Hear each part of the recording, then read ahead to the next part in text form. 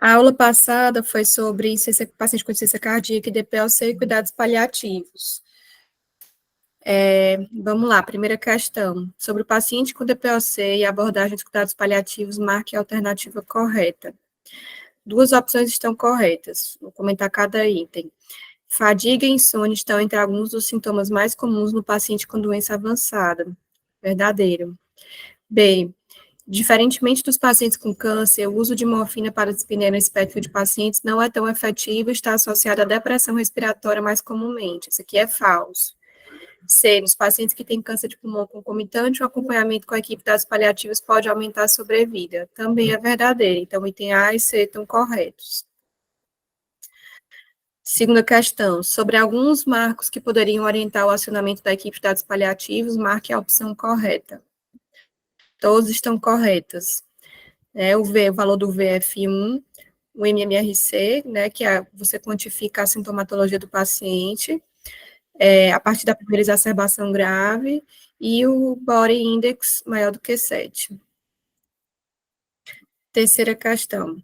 Paciente de 42 anos, é portador de insuficiência cardíaca avançada, fração de ejeção de 35%, NIRA 3, mesmo com a terapêutica otimizada em uso de terapia de ressincronização cardíaca e CDI implantável, né, há 2 anos, no período recebeu 3 choques, sendo um de forma inapropriada.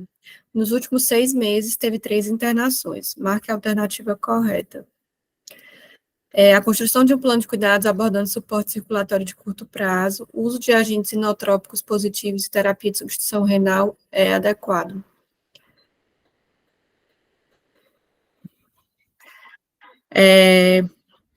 Em relação aos outros itens que eu vou comentar, né, o item A deve ser discutido a inativação do CDI, mas não do TRC. Todos devem ser discutidos, né, agora a gente lembrar que o TRC pode ter uma melhora nos sintomas, né, e o CDI não vai trazer essa melhoria nos sintomas, ele faz abortar morte súbita, né, por uma arritmia maligna.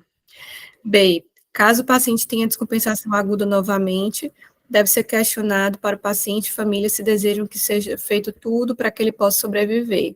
Não fazer pode ser uma opção.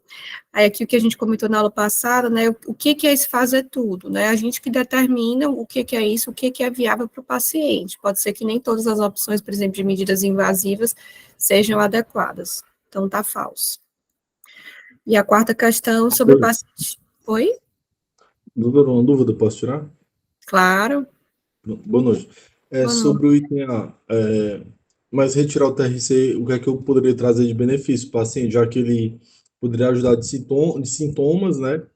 E eu não vejo nenhum malefício, assim, de imediato que ele poderia trazer, né? Por que que eu não por que que eu iria discutir a inativação dele, né? Existe a questão da manutenção, a frequência com que você deve ir no cardiologista para fazer a checagem, a questão de recarregar, de infecção. Também tem algumas coisas que vêm junto com o TRC, mas eu compreendo que, assim, o benefício pode superar, né, a retirada ou inativação, entendeu? Entendi. Obrigado. Nada. Sobre o paciente com insuficiência cardíaca avançada, marque o item correto. Todos os itens estão corretos. Vamos ler aqui cada um. Exames preventivos de rotina, como, por exemplo, mamografia e colonoscopia, não são indicados. Isso aqui é lembrando porque, assim, por exemplo, né, se a gente faz uma colonoscopia e vê que o paciente tem uma neoplasia, esse paciente, ele tolera, primeiro, assim, tem a questão do preparo, né, do exame, o paciente pode descompensar só na preparação, como também, se a gente vai fazer a abordagem, esse paciente, ele tem condições de receber a abordagem, de fazer um procedimento cirúrgico, então, para que eu vou submeter lá esse exame preventivo de rotina se ele não consegue receber o tratamento? B, a desativação do CDI é desejável, sim, né, que a gente tanto evita choques inapropriados, como também tem aquela questão que a gente discutiu de o paciente ele vai ter uma morte prolongada, porque eu aborto essas arritmias malignas, e aí o paciente vai deteriorando cada vez mais, ou eu encaro aquilo dali como o evento final do paciente. Então, assim, é desejável que a gente inative o CDI. C. O uso de infusões intermitentes de agentes inotrópicos positivos para controle de sintomas não é recomendado. Não é recomendado. D. O uso de agentes inotrópicos positivos deve ser encarado como marco clínico significativo para abordagem e revisão de um plano de cuidados. Também é verdadeiro que a gente discutiu na aula passada. Alguém mais tem alguma dúvida? Deixa eu ver o que colocaram no chat. Pronto. Bom, gente, eu vou dar... Thierry, pode falar. Só uma observação, doutora, da semana passada para essa, acho que não mandaram nenhum documento de apoio dessa última aula. Vai ser enviado ou realmente não tem? Cadê o doutor Romeu? Doutor Romeu está por aí? Foi enviado, coloquei para todo mundo.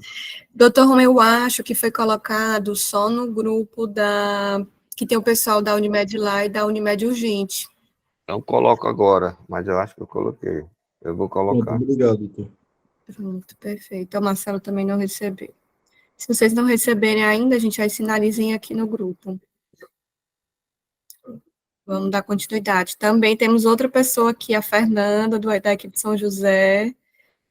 Seja bem-vinda. Cadê?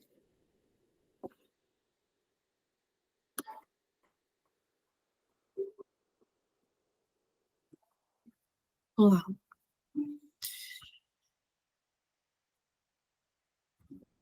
Bom, gente, o caso que eu trouxe é um caso que é lá do São José, que a equipe me cedeu, eu discuti com a Thaís, e a gente pensou num perfil de pacientes que seria interessante a gente apresentar aqui para a discussão. Vamos lá, paciente de 38 anos, natural de Palmácia, morou no Rio de Janeiro até 2019, onde trabalhava como decorador de festas, mas pelo adoecimento voltou para sua terra natal e passou a morar com uma tia e 3 primos. Atualmente encontra-se em instituição de longa permanência, Casa Sol Nascente. É solteiro, sem filhos, tem ensino médio completo e não tem trabalhado. E a sua renda familiar é auxílio-doença. Não tem religião. Em relação à cronologia da doença atual, ele teve o diagnóstico de HIV em 2005. O último exame, esse paciente ele foi acompanhado, nessa visita que eu vou explicar, que eu vou apresentar aqui especificamente, foi de 2020. E o último CD4 que ele tinha era de 4, datado de novembro de 2020. E ele não estava aderindo ao uso da TAV e já tinha o histórico de infecções oportunistas prévias. Atualmente, né, em 2020, nesse atendimento, o paciente ele tinha um diagnóstico de um sarcoma de Kaposi disseminado e vinha tratando com quimioterapia no crio. Diagnóstico também de neurotoxoplasmose e tinha uma síndrome diarreica crônica. Ao longo do último ano, ele teve várias internações hospitalares não programadas por infecções oportunistas. E aí, no dia 15 de 12 de 2020, ele foi a ser atendido no ambiente domiciliar, né, na Casa Sol Nascente. Ele apresentava um PPS de 30% e tinha um aspecto bastante emagrecido. No exame físico, tinha estado geral, na verdade, estado geral regular, bastante emagrecido, orientado, alerta, cooperativo, fala lentificada.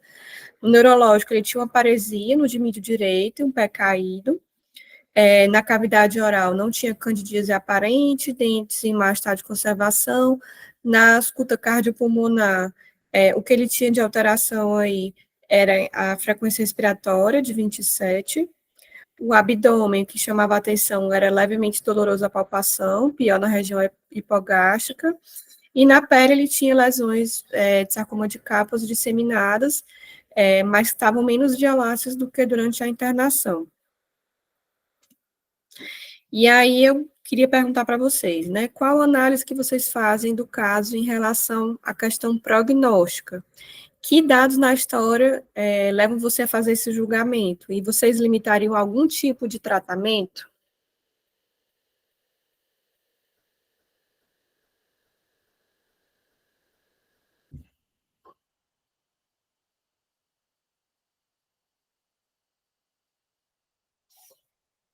E aí, alguém quer falar? Doutora Petrúcia?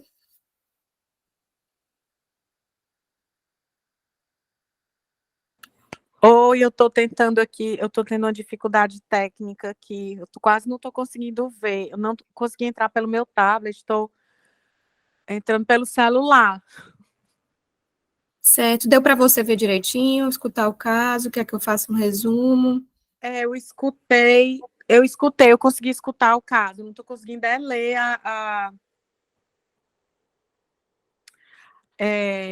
eu aumentei aqui, eu consigo, estou vendo agora. Qual a sua análise do caso em relação ao prognóstico do paciente? Eu acho que o prognóstico é reservado. Que dados da história te levam a fazer esse julgamento? Eu acho que, se eu não me engano, você falou que ele está disseminado, né? Isso. Não está aderindo ao tratamento. Ele não estava aderindo à infecções. TARV. Isso, não estava aderindo à TARV, tinha um CD4 de 4, certo? Era o último exame de um mês atrás, em relação a esse momento, né, esse recorte que eu peguei aí de dezembro de 2020.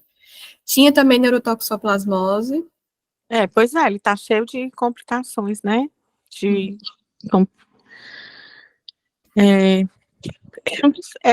Tem que entender por que ele não adere, né, ao tratamento, assim, qual é a perspectiva do paciente. Certo. E é o que você, assim, do seu julgamento em relação à questão prognóstica? Você acha que esse paciente, em relação, se a gente fosse pensar aí num plano de cuidados para ele em relação à questão de medidas invasivas, você limitaria algum tipo de suporte para ele, não limitaria? Não, eu acho que sim, porque assim, ele não está nem fazendo o tratamento proposto, né? Ele não adere, então fazer medidas invasivas, eu acho que não é o desejo do paciente também. E se fosse do desejo dele? Aí seria paradoxal, né? Ele não está sendo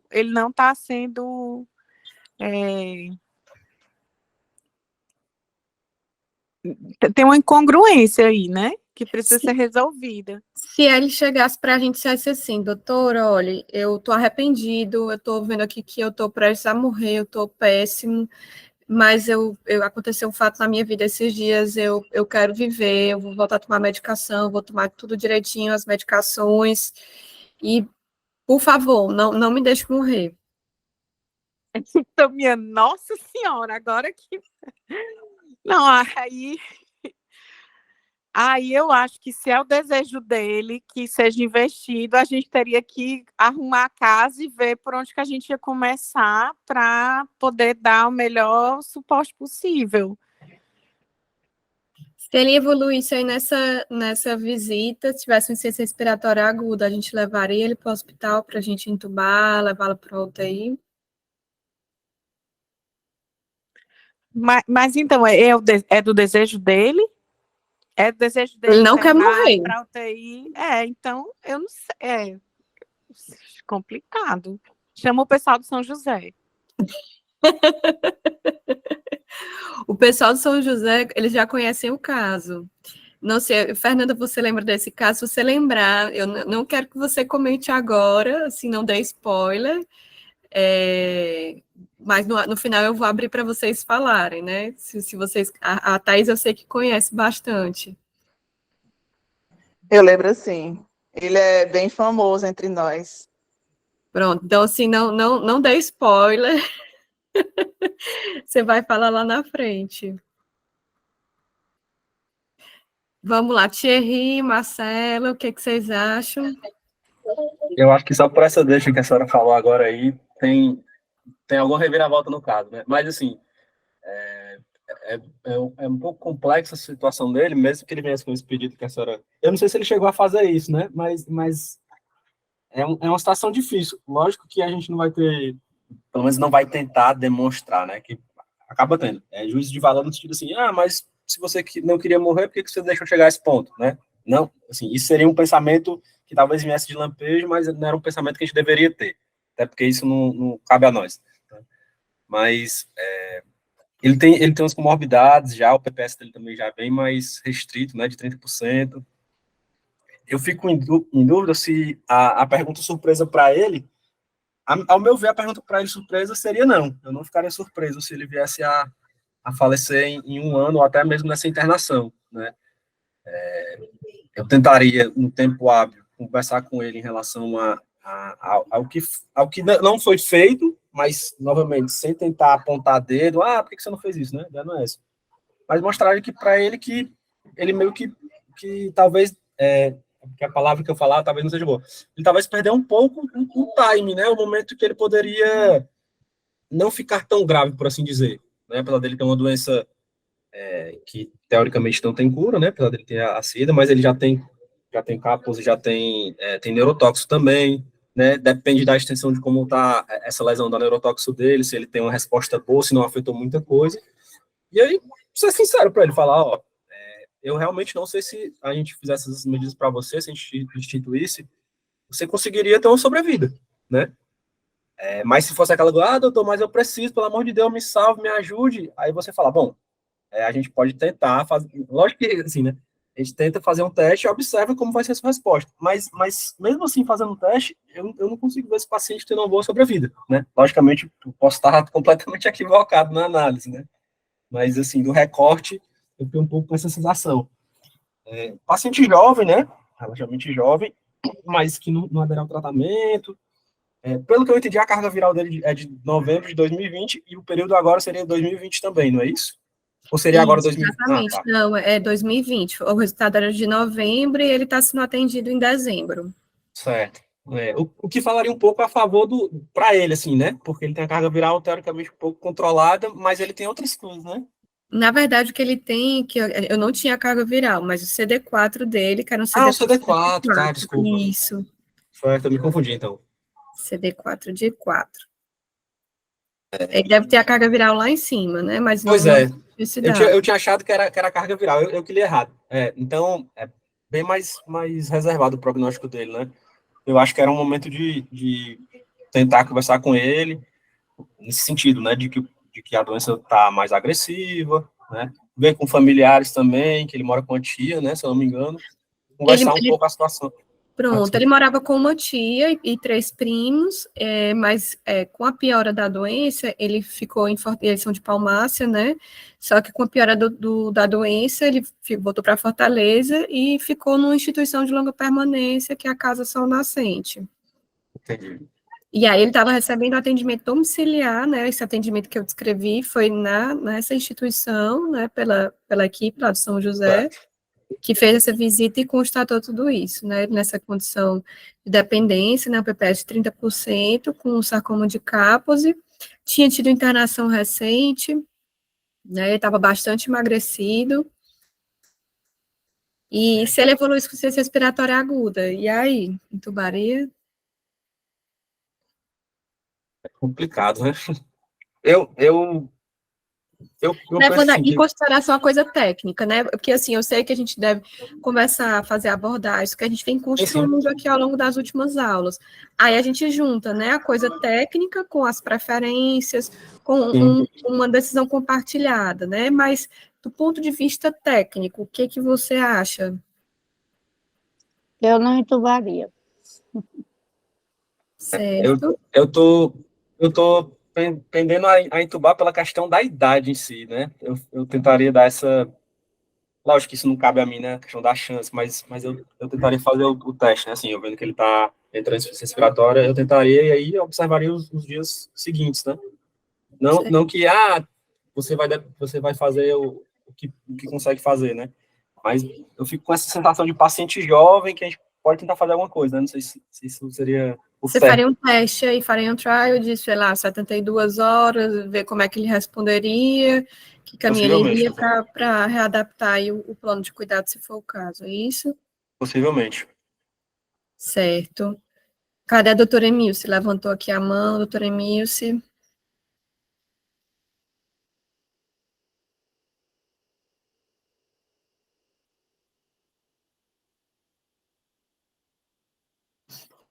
Alguém mais quer complementar alguma coisa?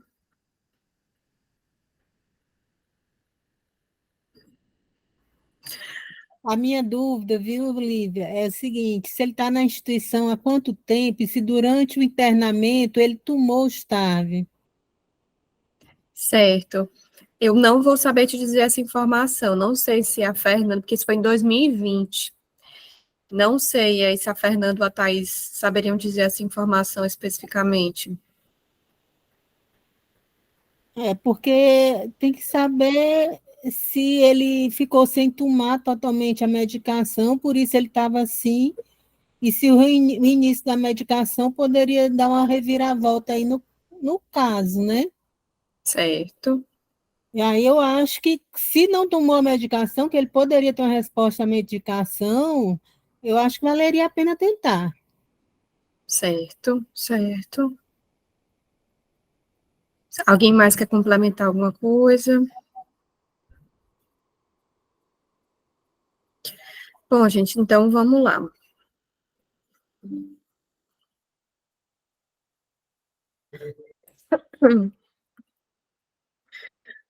Bom, gente, primeira coisa, esse paciente ele tem indicação de cuidados paliativos? Aí aqui relembrando as escalas que a gente já viu várias vezes aqui ao longo das últimas aulas, que é a SPICT, né? Eu já deixei aqui marcado com setinhas o que o nosso paciente ele preenche aqui, o que a gente consegue ver nele. No caso do SPICT, que é essa tabela do lado esquerdo, esse paciente ele tem internações hospitalares não programadas, tem uma capacidade funcional em declínio, né? É que ele coloca a pessoa passa na cama, na cadeira a maior parte do tempo, mais de 50% do dia, né? No caso, ele tem um PPS de 30%, então ele está acamado. É dependente de outros para cuidados pessoais, e tem uma perda de peso importante nos últimos 3 ou 6 meses. Ele tem um aspecto emagrecido, né? Não foi quantificado, coloca aqui, ou o índice de massa corporal baixo, não foi quantificado, mas pelo aspecto, pela descrição, tudo indica que sim. Então, ele já tem aqui, tá? Ele tem um risco de deteriorar. E pelo GSF, que está aqui do lado direito, a gente aplica o primeiro passo, a pergunta surpresa, né? Você se surpreenderia se esse paciente falecesse nos próximos meses? A resposta é não, né? Como os meninos colocaram aqui. E o segundo passo, os indicadores gerais, né? Ele tem um declínio físico, ele tem repetidas internações hospitalares, tem doença avançada, tem diminuição das atividades, né, uma perda do status performance, e tem uma perda de peso progressiva, né, são bem parecidos os critérios que tem nas duas escalas, mas sim, esse paciente, ele tem indicação de cuidados paliativos. Lembrando que ele ter esses critérios positivos não quer dizer que a gente vá limitar os tratamentos dele, mas tá, esse paciente tem um risco de deteriorar e a gente tem que ter um olhar cuidadoso para ele. E aí, gente, a gente sempre tem que tentar lembrar daquelas curvas, aqueles gráficos que a gente viu também já lá desde a primeira aula, de como é que é a história natural da doença para cada tipo de doença, né? Se é insuficiência cardíaca, se é câncer, se é uma doença neurodegenerativa, cada um tem um comportamento diferente. Isso quando eu falo em termos de funcionalidade. No caso dos pacientes que têm o HIV, a gente tem um comportamento diferente na época que foi descoberta a doença, nos primeiros casos, quando a gente ainda não tinha TAR. Naquela época, o comportamento da doença era como se fosse um câncer. O paciente, ele conseguia manter esse gráfico aqui que está com a linha fechada, né, sem ser a linha pontilhada. O paciente, ele conseguia manter uma boa funcionalidade durante muito tempo, mas na hora que ele começava a perder funcionalidade, a queda era abrupta e o paciente vinha a óbito com uma certa rapidez. Com o advento da TARV, o HIV, ele passou a se comportar como uma doença crônica, como uma falência orgânica, né, que aí é aquele gráfico, né, da história natural que a gente falou atrás, que é esse gráfico da linha pontilhada, que ele vem com os momentos de piora e melhora, sendo que quando o paciente, ele melhora, né, da intercorrência, ele não volta a ser o que ele era antes, ele vai tendo uma perda progressiva da funcionalidade, mas, saindo desses momentos de crise, ele tem uma melhora, tá certo? E aí, gente, a gente vai ter que olhar para esse paciente como um todo, né? O que o cuidado paliativo vai olhar, o que a gente tem que ficar atento. Primeiro, esse paciente, por conta da infecção pelo HIV, ele vai ter uma disfunção imune crônica, e isso vai tornar ele mais vulnerável para ter infecções. Ele vai ter comorbidades que não são específicas de pacientes que têm a SIDA, né? Vai ter doenças cardiovasculares, doenças pulmonares, renais, cardiovasculares. Tem a questão da toxicidade das drogas, né? Tem muita interação medicamentosa, uma coisa que a gente tem que ter é ficar atento. Tem a carga de sintomas que é provocada pela própria TARV, né? Às vezes a gente tem que trocar a medicação porque o paciente não tolera. Tem as questões psicossociais que são extremamente importantes, né? Tem a questão do abuso de substâncias, problemas de saúde mental, isolamento social. Isso aqui, gente, lá no São José, assim, é uma das coisas que é mais fortes que a gente vê lá. A questão social que vai determinar muitas vezes até a adesão medicamentosa. Então, se a gente não olhar para isso, a gente não consegue fazer com que o paciente consiga manter o tratamento. Tem as questões ambientais também, né? Onde é que esse paciente mora, né? Como é que é a questão financeira dele. Normalmente, não é que normalmente, mas um perfil grande dessa população são populações marginalizadas. Então, é outra coisa para a gente ficar bastante atento. E tem a questão do envelhecimento dessa população também. E tem, inclusive, eles têm uma fragilidade mais precoce, né? A gente vê a síndrome de fragilidade do idoso, nos pacientes que têm o HIV, isso acaba acontecendo de forma um pouco mais precoce.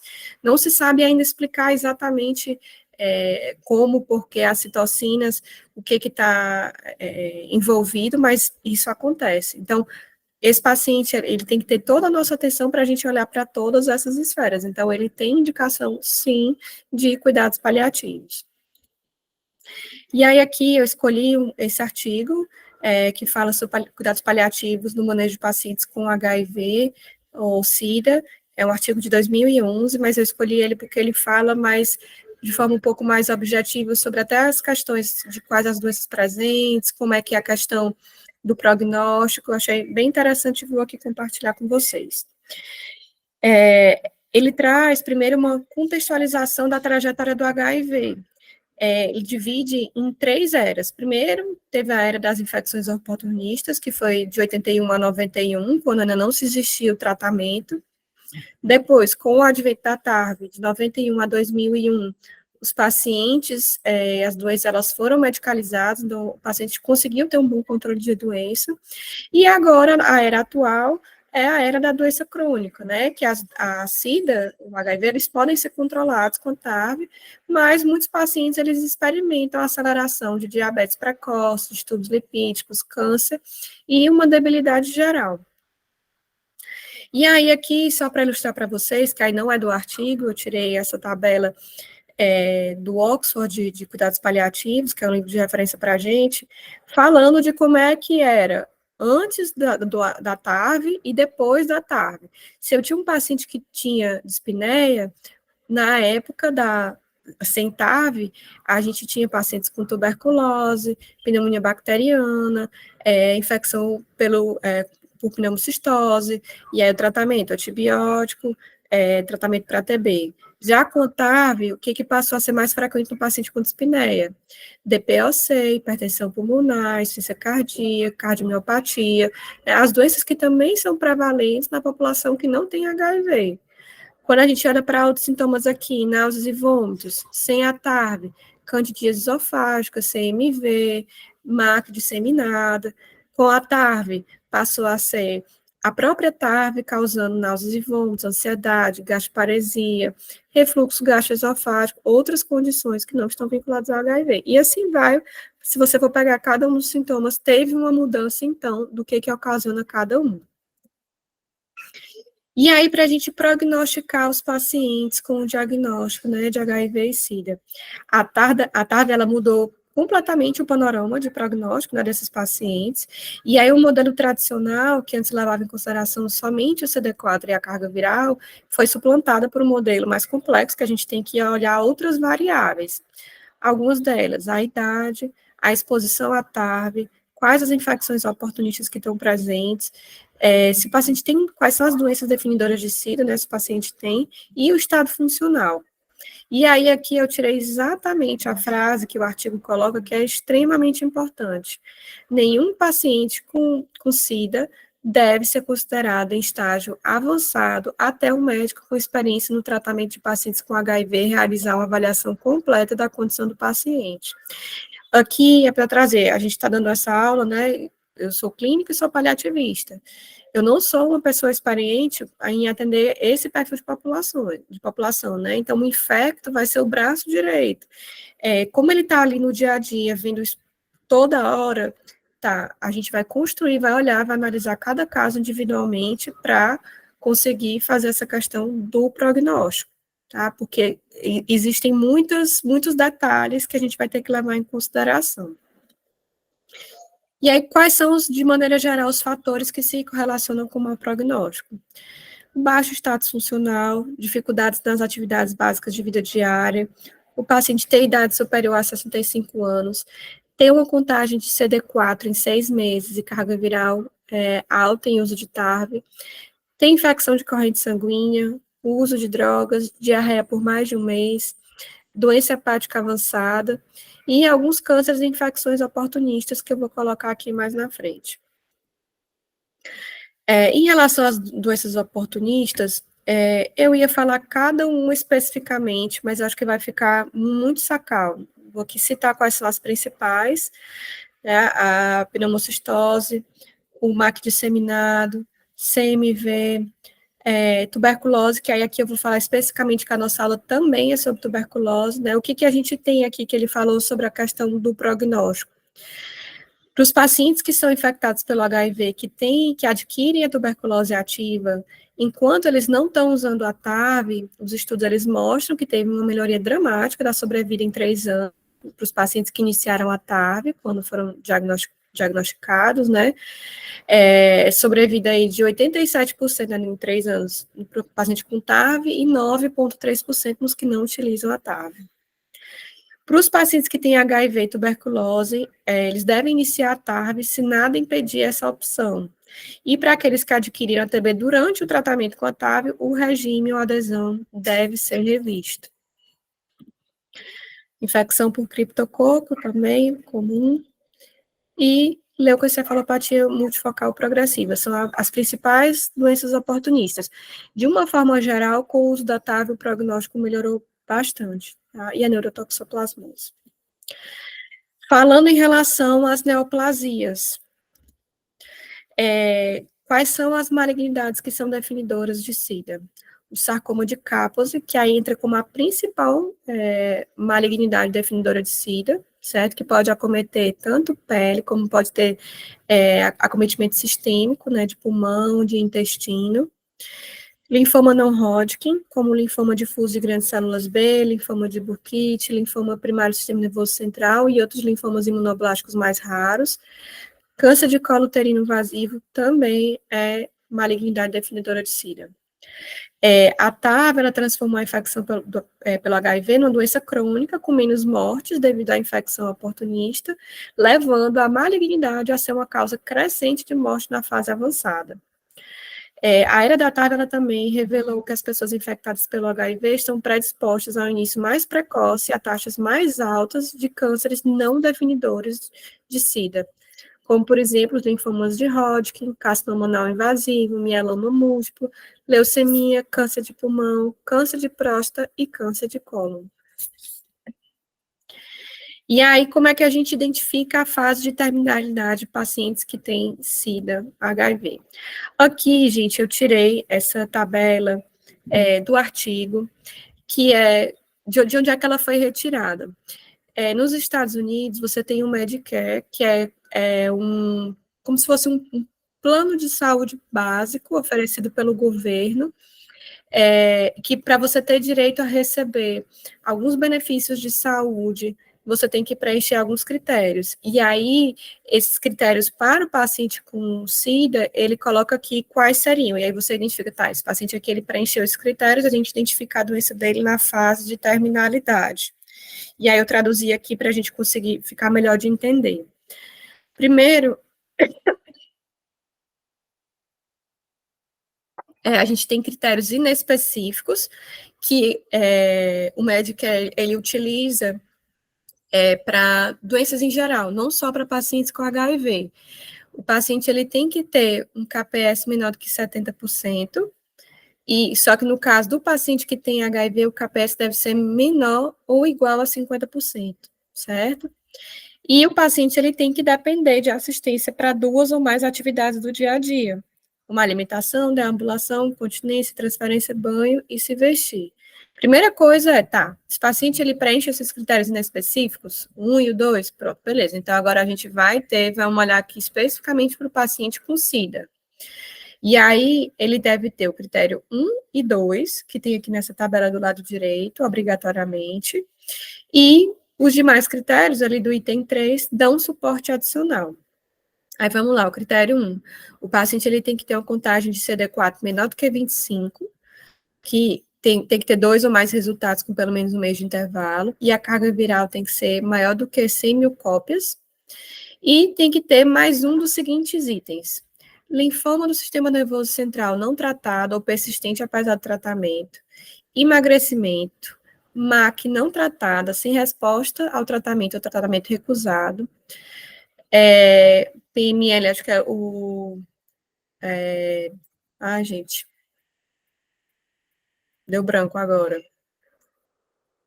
Pneumocistose, linfoma sistêmico com HIV avançado, resposta parcial à quimioterapia, sarcoma de Kaposi visceral que não responde à terapia, insuficiência renal na ausência de diálise, infecção por criptosporídeo e toxoplasmose que não responde à terapia. Então, tem que ter CD4 abaixo de 25, carga viral maior do que 100 mil cópias, isso em resultados repetidos, e mais um dos critérios abaixo.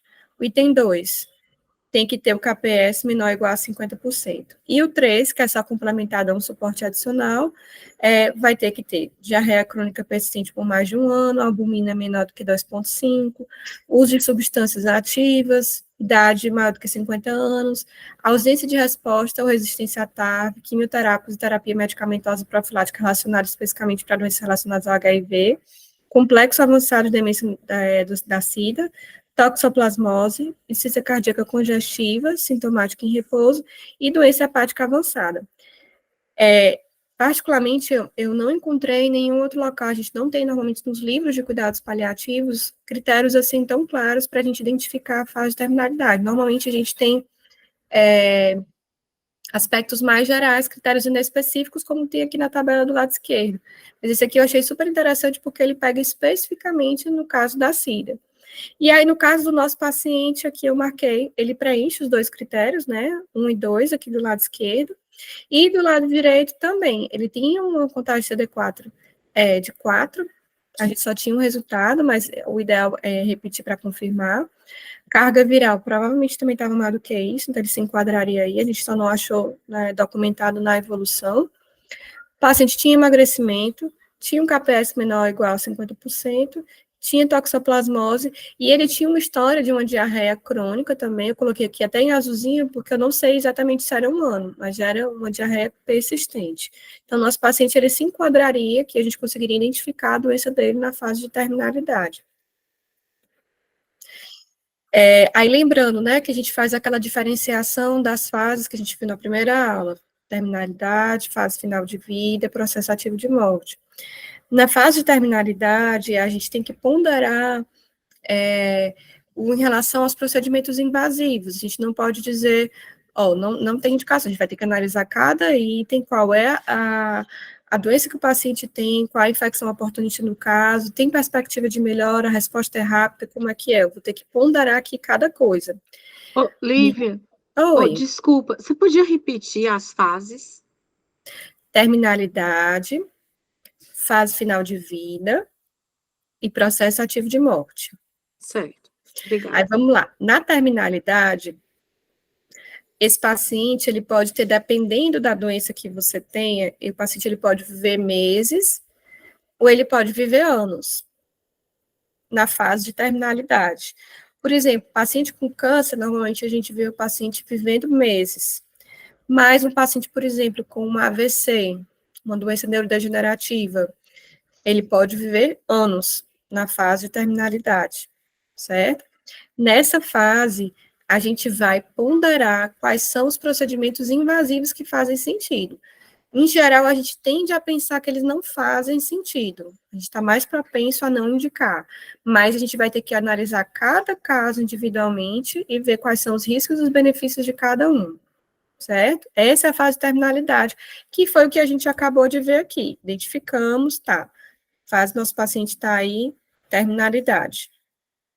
Aí, existe a fase seguinte, que é a fase final de vida. Né? Na fase final de vida, a gente identifica que esse paciente, ele tem uma expectativa de vida de dias a poucas semanas. Nessa fase, medidas invasivas, elas não são indicadas. A gente já sabe que o período, o tempo de sobrevida é muito curto. A gente não vai indicar, a gente, inclusive, se a gente indica, a gente pode precipitar o falecimento desses pacientes, certo? Então, é uma fase, é um estágio mais avançado. Ele não está na iminência de falecer, na iminência é o processo ativo de morte, mas ele tem uma proximidade com o falecimento, certo? No processo ativo de morte, são horas, há poucos dias a horas, certo? E a gente identifica aquelas características, né, físicas, né, sinais e sintomas, a gente tem aquela mudança dos padrões respiratórios, o paciente pode apresentar respiração tipo Cheyne-Stokes, respiração mandibular, gasping, sororoca, a gente vai ter alterações dos sinais vitais, de saturação, taquicardia, depois evoluindo para bradicardia, pode ter variação da temperatura com hipotermia ou febre, redução da diurese, então a gente já tem aqueles sinais e sintomas que o paciente está na iminência de falecer, certo? Aqui é só para deixar claro que a gente está falando de fases distintas. Eu acabei de descrever aqui como é que eu identifico a fase de terminalidade, certo? Identifiquei aqui para o meu paciente. Pronto, agora eu vou falar um pouquinho sobre... Tá, e na fase final de vida, o que eu tenho aqui? Algumas coisas sobre isso. Em relação à fase final de vida, né, quando o paciente ele já tem essa expectativa mais próxima de falecimento, de dias a poucas semanas, a gente vai ter que focar muito mais na parte, né, do conforto. Basicamente, a nossa ação, o principal é conforto, não são medidas modificadoras de doença. E aí, tá, certo, o que eu vou fazer com esse paciente? Aí falando da questão da TARF, né? Será que a gente tira a TARF para esse paciente que já está próximo de falecer, ou eu mantenho? E aí, gente, não existem critérios clínicos para a gente fazer essa retirada, a gente não consegue dizer nem que sim, nem que não. Nessa fase, a decisão de continuar, diminuir ou retirar, são emocionalmente pesados, tanto para os pacientes como para os cuidadores e também para a gente profissional de saúde. E aí pode ser difícil a gente orientar os pacientes e os cuidadores sobre a continuação ou retirada da TARV, e um foco intensivo nessa discussão pode agir como uma distração para outras questões do fim da vida. Se a gente fica muito, não, peraí, vamos discutir, vamos elaborar aqui com a família, com o paciente, o que a gente vai fazer, se a gente vai tirar, se vai deixar, aquilo ali às vezes impede que o paciente e a família vejam que tem outras coisas que a gente que tem que chamar atenção, que a gente tem que estar de olho, porque daqui a pouco esse paciente, ele vai vir a falecer. Uso continuado ou supressão de profilaxia, de medicações para infecções oportunistas, merece consideração, já que essas medicações podem ser a melhor modalidade de controle dos sintomas para essas infecções. Se a gente tira, então, a gente também pode piorar os sintomas do paciente, né, e não é isso que a gente quer. E aí, gente, fazendo as ponderações, tá? Quais são os potenciais benefícios, né, da manutenção da TARV e os potenciais malefícios, as razões para a gente considerar a TARV? O que aqui o artigo traz? Em relação aos benefícios, a supressão de vírus mais patogênicos, proteger contra a encefalopatia ou demência do HIV, trazer alívios dos sintomas constitucionais associados à carga viral elevada e ter o conforto psicológico do combate à doença. Em relação aos riscos potenciais, toxicidade ou interações farmacológicas com medicações para controle de sintomas, diminuição da qualidade de vida pela carga do tratamento, tem vários tratamentos que trazem muitos sintomas, e várias medicações que a gente utiliza para, por exemplo, metadona interage com um monte de medicações da TARV, então, tá, será que vale a pena eu manter? A questão da confusão terapêutica, né, tratamento curativo versus tratamento de conforto, e distração para abordar um plano de cuidados avançados. E aí aqui, gente, eu trouxe só para vocês verem a questão dessa interação medicamentosa. Em relação às medicações do citocromo P450, que são inibidores, né? A gente tem TAV, antibiótico, antidepressivos, antipsicóticos, e aí você pode ter interação entre elas. A mesma coisa para quando você induz o citocromo P450. Tem outras medicações, enfim, é difícil, às vezes, a gente conseguir juntar medicações para controle de sintomas com a TARV, com profilaxia. Então, cada caso deve ser ponderado se a gente vai manter ou se vai retirar. Os 5 sintomas mais prevalentes dos pacientes com SIDA são fadiga, perda de peso, dor, anorexia e ansiedade. Outros sintomas menos prevalentes são insônia, tosse, náuseas e vômitos, dispneia, depressão, diarreia e constipação. A fadiga é experimentada por até 85% dos pacientes com SIDA e é difícil de tratar. A melhor evidência foi encontrada para a terapia cognitivo-comportamental e exercícios graduados para pacientes com HIV, mas sem observações específicas para pacientes no final da vida. E aí, gente, essa mensagem, sim, em relação a esse artigo, e aí eu trouxe um outro agora, sobre pacientes com SIDA que foram atendidos no ambiente de UTI, lá do Emílio Ribas, né, que é o Hospital de Doenças Infecciosas de São Paulo. E aí é um corte retrospectivo que inclui todos os pacientes com HIV e SIDA internados nessa unidade de terapia intensiva lá, e que foi atendido pela equipe de dados paliativos no período de janeiro de 2006 a dezembro de 2012. E aí nesse período, foram solicitadas 128 avaliações, dessas 19 foram excluídas, porque não se tinham dados suficientes, 109 pacientes foram avaliados e acompanhados. Desses, 93 foram acompanhados, você tinha os dados dos pacientes na ficha de avaliação inicial da equipe de dados paliativos, e os outros 16 estavam registrados nos documentos do hospital. E aí, pacientes que em fase de terminalidade foram identificados 66. E aí, o que esse artigo, o que ele mostrou? A maioria dos pacientes que evoluíram de forma desfavorável, eles têm uma vulnerabilidade social enorme, que piora a condição, né? Até que a gente estava falando a questão de adesão à TAV, às vezes não é possível exatamente por conta dessa vulnerabilidade. A mortalidade de pacientes que foram solicitados em interconsulta foi elevada, 88%. E 19 pacientes, 15% do total de solicitações, eles faleceram antes da primeira avaliação. E é o que esse resultado sugere? Atraso das solicitações de avaliação, né, pela equipe dos paliativos. E aí isso daí pode ter limitado a adoção de medidas paliativas apropriadas.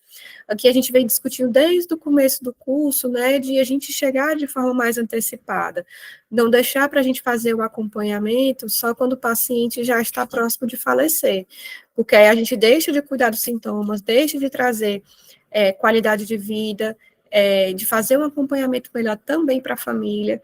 Então, aí a equipe chegou tardiamente, inclusive de alguns faleceram antes mesmo da primeira avaliação. Foi observada uma baixa contagem de CD4 na maioria dos pacientes, embora isso não tenha sido um preditor isolado de mau prognóstico a curto prazo.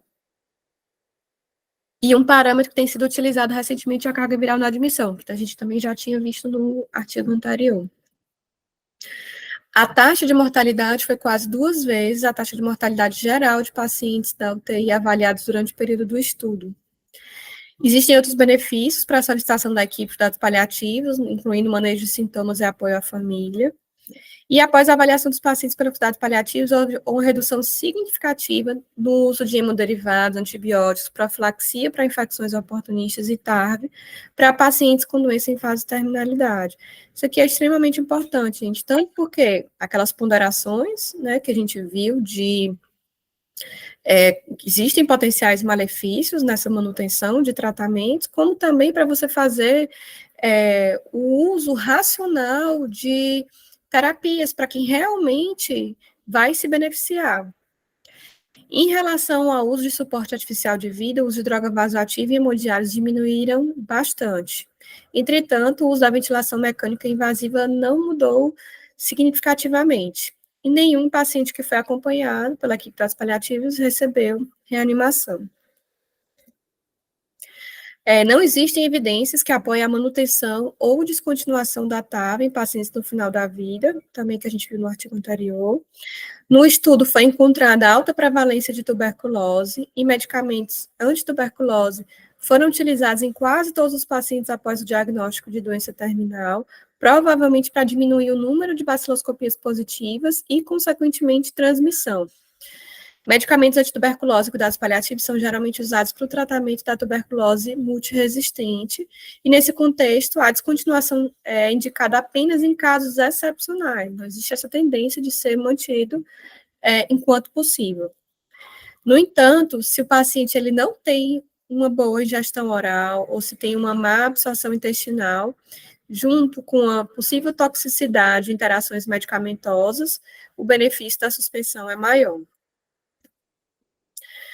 23% dos pacientes com doença em fase de terminalidade receberam alta da UTI, embora 94% morreram na enfermaria durante a internação. Então, você vê, assim, ainda consegue sair da UTI, mas a maioria vai falecer. Chega a equipe, chegou tardiamente. Esses resultados indicam o benefício potencial do acompanhamento conjunto com a equipe de cuidados paliativos, por diminuir o número de intervenções inadequadas para pacientes na fase final de vida, evitar que esses pacientes sofram isolamento social, que geralmente está associado à UTI, e melhor alocar os recursos de saúde pública. Dos 109 pacientes avaliados, 89% tinham relato de doenças oportunistas, 70% apresentavam CD4 menor do que 100, e só 19% aderiram ao tratamento. A mortalidade geral foi de 88%. Dentre os pacientes considerados em provável terminalidade, 68% observaram-se redução no uso da TAV, no uso de antibióticos, drogas vasoativas, terapia de substituição renal e transfusão. As reuniões familiares ocorreram apenas em 46% dos pacientes com doença em fase de terminalidade. E aí, gente, isso aqui, se a gente for ver, para quando a gente pega os pacientes que não têm HIV, não têm SIDA, é uma porcentagem muito baixa. E aí, qual foi a hipótese, né, do estudo para que tenha esse valor, né, bem diferente das outras patologias? A questão da vulnerabilidade social. Boa parte desses pacientes, eles são institucionalizados, tem menos visitas familiares, né? Às vezes tem essa questão do uso abusivo de álcool, uso de drogas, também é uma coisa que já, previamente à internação, já existe um distanciamento familiar, distanciamento de amigos, então, assim, o suporte que esses pacientes têm são muito baixos. Independentemente da causa, há um potencial de melhoria. Decisões sobre cuidados de fim de vida devem, idealmente, ser compartilhadas com o paciente ou familiares, para evitar os riscos de decisões que não estejam focadas nos melhores interesses dos pacientes. E aí, assim, às vezes, quando a gente chega tardiamente, a gente não consegue compartilhar com esse paciente, e às vezes a família está ausente. Vários casos no São José, a gente fica assim, tá, como é que a gente vai planejar isso daqui? Não tem com quem a gente converse.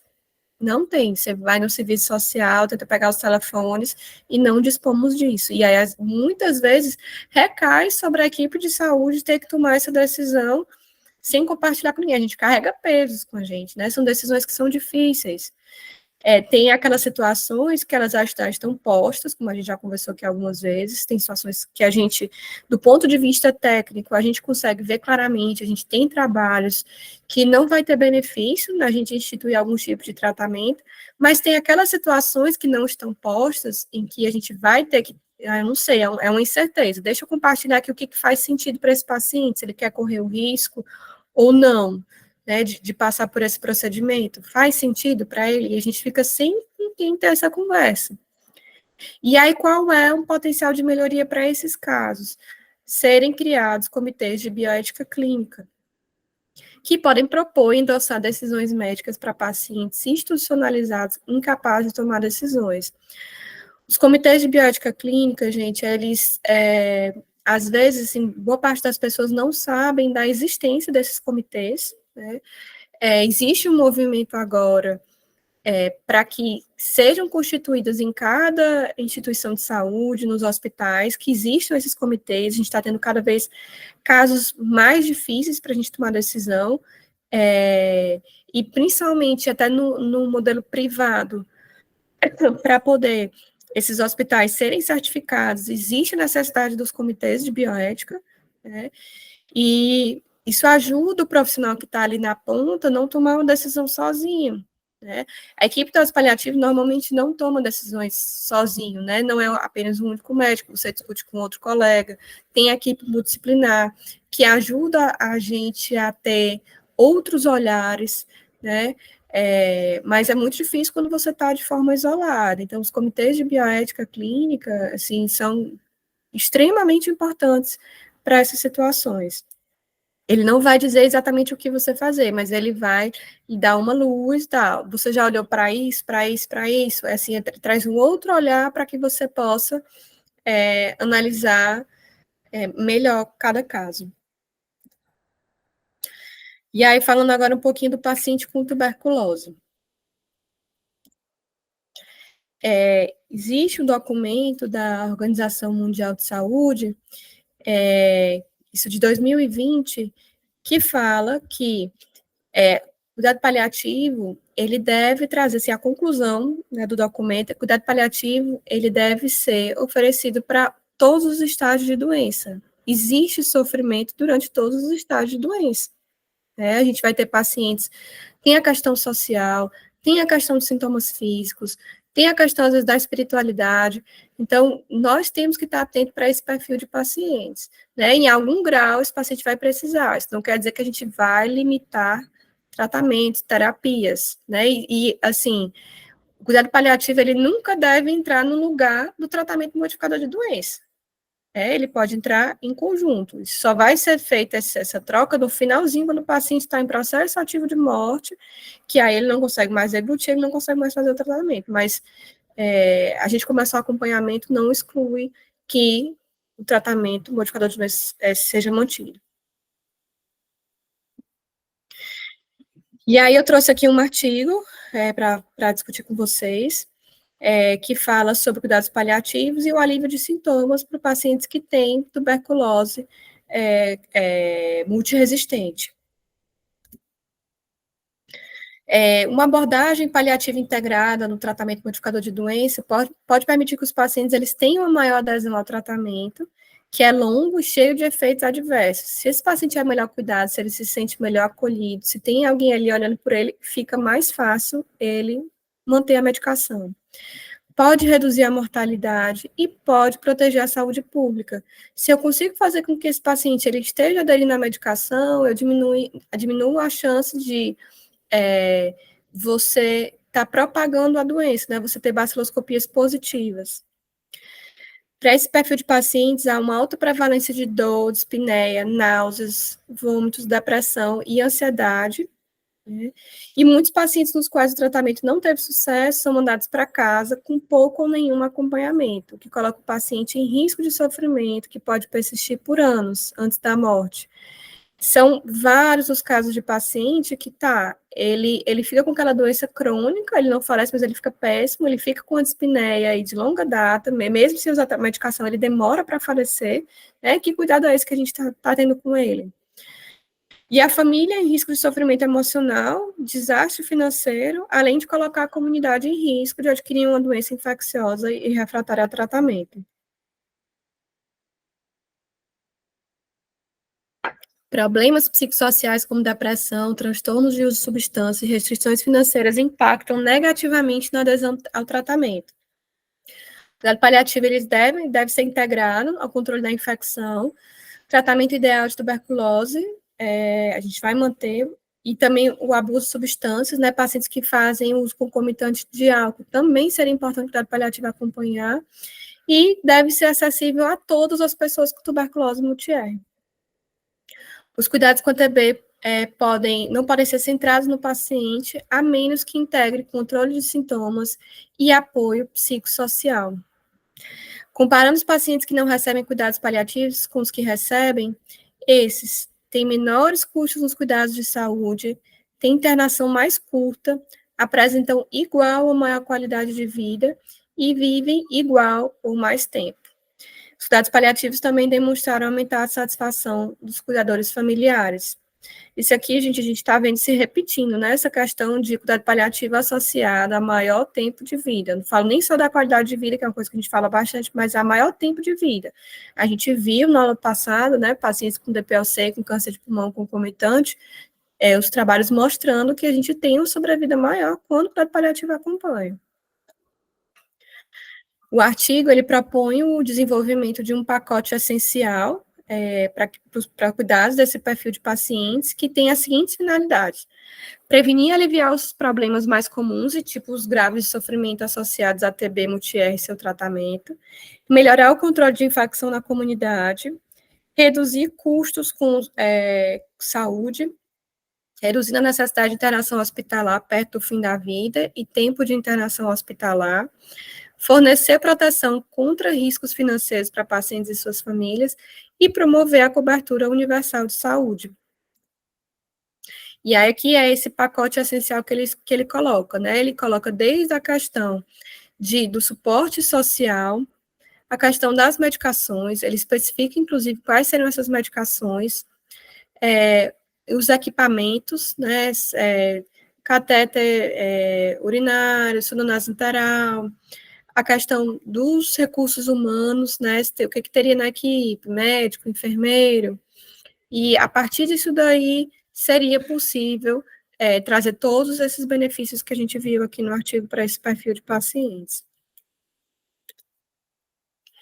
E aí eu vou compartilhar com vocês uma publicação no The Lancet, é uma história de um paciente que tem uma TB multi-R. São 2 paginazinhas, mas, em linhas gerais, para vocês terem uma ideia,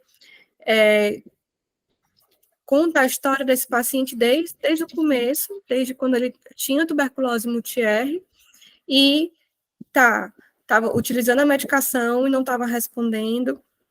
Ele foi cuidado em casa, depois não foi possível ficar em casa, era o que ele mais queria, mas ele não conseguia ficar confortável, então ele foi para um local que ele podia ficar internado, com foco nessa parte de controle de sintomas.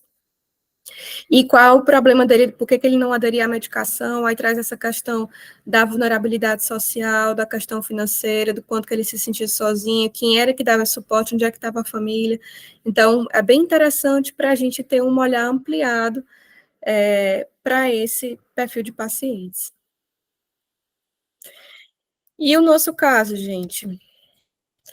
Bom, gente, o paciente, ele concluiu tratamento com quimioterapia, né, para o sarcoma de Kaposi no CRIO, em julho de 2021, aí lembrando que a gente viu isso em novembro, era o último CD4 dele, que tinha aquele CD4 de 4, ele foi avaliado na instituição de longa permanência em dezembro, tinha aquele quadro de neurotoxoplasmose, tinha um quadro de sarcoma de Kaposi já em tratamento, tinha diarreia crônica, tinha um PPS de 30%, isso em dezembro. E aí, quando foram 7 meses depois, ele concluiu o tratamento.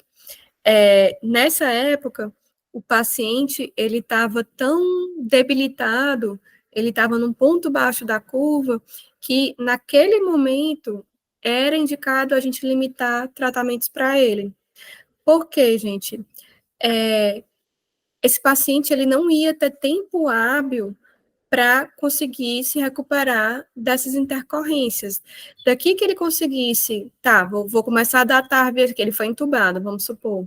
Foi entubado, foi para a UTI, começou a utilizar a medicação no D1 que foi entubado. Daqui que a carga viral dele baixo, CD4 aumente, quanto tempo eu vou precisar? Ele vai conseguir, ele tem reserva para conseguir passar pela intubação, traqueostomia, se piorar da função renal, fazer diálise, ficar ali na UTI, com o imobilismo, enfim, ele tem uma reserva? Ele não tem, naquele momento ele não tem. Então, naquela primeira avaliação, tinha indicação de a gente fazer uma limitação de tratamento para ele, de medidas invasivas, do ponto de vista técnico, né? Até a provocação que eu fiz para vocês, se esse paciente dissesse assim, doutora, eu me arrependi, eu quero muito viver, eu quero muito sair, eu vou tomar medicação, mesmo que fizesse isso, quando a gente analisa, é possível esse paciente sair dessa intercorrência? fazendo uma análise de como ele estava naquele momento, não era possível, né? E aí, o que aconteceu? Graças a Deus, o tratamento foi mantido, né? Aí ele voltou a tomar TARV, a quimioterapia foi feita, e aí esse paciente, ele conseguiu ter uma melhora, né? Ele retornou para a cidade de origem dele. A última consulta dele, que eu vi aqui registrado pelos meninos, foi em dezembro, agora, de 11 de dezembro, essa semana. O paciente estava em bom estado geral, PPS de 60%, e tinha uma sequela da neurotóxico, mas ele conseguia ter uma certa independência, e tinha bom controle de sintomas, a diarreia, ele estava controlado com o uso da loperamida, e nessa fase, gente, não tem indicação de limitações terapêuticas, né? E a partir daí, ele conseguiu desenvolver uma reserva. E até se você olhar aqui os exames dele, os últimos, de maio desse ano, carga viral não detectável, CD4 463. Do ano passado, de outubro, carga viral não detectável, CD4 513. Então, esse paciente ele conseguiu criar uma reserva para que, se ele tiver uma intercorrência agora, por exemplo, ele teve uma pneumonia, ou, por exemplo, ele teve um acidente de carro. Teve um acidente de carro, ficou numa condição grave, ele tem indicação de ser entubado, ele tem indicação de ir para a UTI, porque ele consegue se comportar de forma um pouco semelhante a quem não tem o HIV. Né? Dúvidas? Eu quero pedir aqui para a Fernanda e a Thais está por aí, para vocês complementarem, falarem um pouquinho mais do caso, vocês conseguem trazer essa parte de sintomas, essa parte social, com muito mais riqueza do que eu coloquei aqui.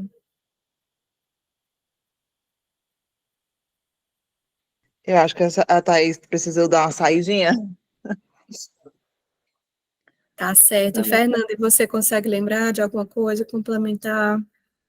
Assim, ele, quase que eu falo o nome dele, mas ele era um paciente que, a princípio, era bem difícil, até mesmo da gente conseguir acessar a parte emocional dele. Porque a dimensão emocional, ela dita muito do como a gente vai levar, a gente vai manejar esse paciente. Entender o emocional dele já dá para dar uma compreendida muito boa de do todo, né? Mas a gente foi se vestir de formiguinha, foi quebrando as resistências. A Thaís maravilhosa, né? Com aquela serenidade dela sugênere, a gente foi conseguindo acessar algumas coisas. E muito que você falou, assim, né? Eu creio que, meio que imaginando que eles eram falas dele, né? De não querer morrer sofrendo, não querer sentir a agonia da morte, né? De ter de ainda ter algumas pendências de ordem pessoal para sanar, e queria ter mais tempo para resolver essas questões, para sanar essas questões, né? E ele foi um trabalho, assim, no início foi difícil, mas quando ele foi sentindo que estava ganhando, estava tendo melhora e estava dando para manejar os sintomas que ele já conhecia que eram ruins, muito da resistência dele, da adesão terapêutica, era dos efeitos, das reações adversas e dos efeitos colaterais, né? Porque ele era uma pessoa muito ativa, muito participativa do dia a dia de muita gente, e assim, e de repente ele ter a questão da fadiga, né, a astenia gerada em algumas pessoas pela TARV e outros pela questão da antibiótico terapia para a tuberculose, já era um custo muito grande para ele, né? Ele não via vantagem em sentir isso, mas com o passar do tempo, a gente foi conseguindo manejar. Não, toma tal hora, em vez de. A gente foi manejando posologia, foi manejando aprazamentos, foi ensinando ele a questão de como ele se sentir e assim já buscar a terapia para, né, para sanar um pouco daquele sintoma, principalmente uma coisa que incomodava muito ele era a diarreia. A diarreia e a dispneia incomodavam muito ele. E quando ele percebeu essa melhora, ele foi ganhando mais força, mais empolgação, até, para continuar perseverante nas terapias. Hoje, ele, assim, ele está muito ok mesmo, né, com aquelas ressalvas de que ele é mais, ele é mais suscetível a viroses, ele é mais suscetível a algumas outras doenças, tem que manter um cuidado redobrado, mas parte do que ele tinha de ser um ser ativo, ele foi reconquistando, com as devidas com as devidas adaptações, né? Ele teve que sentir que não dava para ser como era antes. É outro ponto dos pacientes. É muito paciente, muita família pensa que vai ser como era antes. E nem sempre vai ser como era antes. Dificilmente vai ser. Vai ter que ter essas adaptações. Mas o paciente precisa sentir que não é como era antes, mas que com as adaptações e com os manejos, dá para manter algum grau do como era antes, mas está modificado. Foi assim que o Jander conseguiu se sair muito bem. Ele é uma case de sucesso nossa. Perfeito, Fernandinha, muitíssimo obrigada. E tem alguma coisa que você queira complementar, assim, em relação ao cuidado paliativo, nesse perfil de pacientes, não especificamente do caso, mas do paciente que tem SIDA, no paciente que tem tuberculose, tem alguma coisa específica deles que você queira compartilhar aqui com a gente? Assim, que eu vejo muito lá é que ainda tem o estigma dos medicamentos. A gente fora da realidade deles, a gente vê, mas o medicamento é de graça, ele não toma. Mas, poxa, é um comprimido imenso, né? As TARVs são comprimidos grandes, duros. A terapia para tuberculose é um comprimido imenso, difícil de deglutir. Idealmente, não é para e fazer isso todo dia, a gente tem que também vislumbrar essa questão de, às vezes, muitas vezes, né, tem a questão social, tem a questão de muitos estarem em situação de vulnerabilidade, mas tem essas questões também de estigmatizantes. Os pacientes, muitas vezes, ficam reféns dos medicamentos, ficam reféns de horários para tomar medicamentos. E isso acaba com muita coisa do social do paciente, que é muito importante para ele. E nessa, ele acaba desenvolvendo a não aderência, né? Porque é muito mais importante para ele estar por exemplo, com os netos, do que não poder, do que mitigar um pouco, de ter que diminuir o tempo com os netos, porque tem que estar em casa para tomar aquelas medicações, porque ele também não quer que os netos vejam ele tomando aqueles medicamentos, porque ele não quer ser perguntado por que está tomando tanto medicamento. Né? Tem o estigma dele próprio e tem o medo do estigma dos outros. A gente tem que pensar nessa questão também, que é muito prevalente. Perfeito, muitíssimo obrigada. Bom, a gente está aberto aqui para todo mundo falar, tirar dúvida, falar o que achou do caso, se concorda ou não concorda.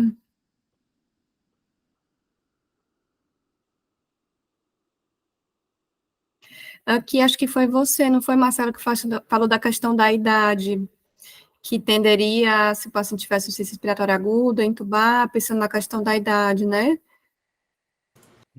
Oi, doutora. Pronto, a gente vê bastante, assim, quando a gente até estuda cuidado paliativo, e que os pacientes jovens, eles morrem pior. Porque a gente tem essa dificuldade, né, de aceitar a morte. É como se o paciente já mais idoso, que já viveu, que tem algumas doenças crônicas, a gente consegue compreender melhor. O jovem, não. E aí você imagina, se é assim com o jovem, você imagina as crianças. Cuidado paliativo na pediatria, assim, é um desafio maior ainda. Deve ser complicado mesmo. É bem difícil. Mas eu, na hora que eu estava falando, até fiquei pensando que essa questão de quando é jovem, no meu caso, né, eu sempre fico com essa pulga atrás da orelha. Poxa, mas será que que não tem que investir, né? Você fica com a sensação de que você pode condenar a pessoa por talvez um erro técnico seu, né? Aí fica a sensação de que, não, eu tenho que tentar. Não sei se é com todo mundo assim, mas eu tenho muito isso. Não sei se isso é bom também, eu sei se isso é ruim, né? Eu acho que, assim, a sensação de culpa, compartilhando aqui com que você falou isso, né? Na época que eu estava na residência de cuidado paliativo, nos primeiros 6 meses, assim, foi bem difícil, assim, você se desconstruir, assim, para tudo que você vem aprendendo, né, que é a questão do modelo curativo, né, do modelo da melhora, e, na verdade, você aceitar a morte como um processo normal, que todos nós vamos passar, e saber a hora de a gente parar de fazer as intervenções. E aí, tinha uma carga muito pesada para mim, mas tinha uma outra coisa que depois que eu fiquei atenta para isso, a coisa fluiu melhor. Toda hora eu me sentia culpada. Se o paciente, eu limitava algum tipo de suporte para ele, e ele falecia, eu falei, meu Deus do céu, será que eu era para ter interrompido agora? Será que não era para ter feito mais nenhuma outra medida? Poxa, será que eu não tinha mais nada para eu fazer? Aí eu me sentia culpada. Se também fazia a medida invasiva, e o paciente não melhorava, meu Deus do céu, era para ter parado antes, olha que tudo que o paciente passou, quantos meses, quantos o sofrimento, a angústia, e eu era para ter interrompido antes. Até o momento que você para pensar assim, algumas coisas. Poxa, eu estou fazendo o meu melhor, estou estudando, estou tentando fazer tudo embasado no que eu tenho na literatura, no que eu tenho visto, no que eu tenho nos outros profissionais. Não é possível que eu seja tão ruim assim. E a outra coisa é que você passa a ver que você também não tem essa importância toda, no sentido de tem várias coisas que você não controla. Tem várias coisas que você não controla. Você faz o melhor e o paciente mesmo assim piora. Você restringiu tanto de coisa que você fazia e o paciente melhorou. Então, tem coisas que estão além de você. Acho que quando você para fazer essa reflexão e você está se analisando, eu acho que melhora essa sensação. E a outra coisa é, à medida que a gente que os casos tem coisas semelhantes, né, um caso com o outro, né, cada caso ele é único, mas existem alguns raciocínios que a gente vai repetindo, você vai ganhando uma segurança maior, e a outra coisa é aprender muito mais a compartilhar decisões quando você tem dúvida. Para mim, ao longo dessa jornada aí do cuidado paliativo, as coisas técnicas, o que eu já tenho de trabalho, o que eu tenho um embasamento, assim, eu vim ganhando segurança para isso, e tem a coisa técnica que me respalda. Mas para aquilo que eu não tenho, que é aquilo que é uma dúvida, que é um caminho possível, sempre compartilhar a decisão.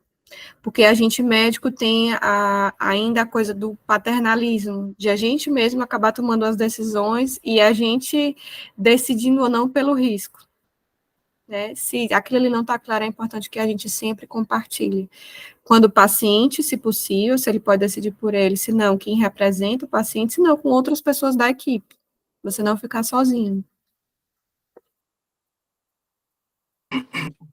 Entendi, doutor.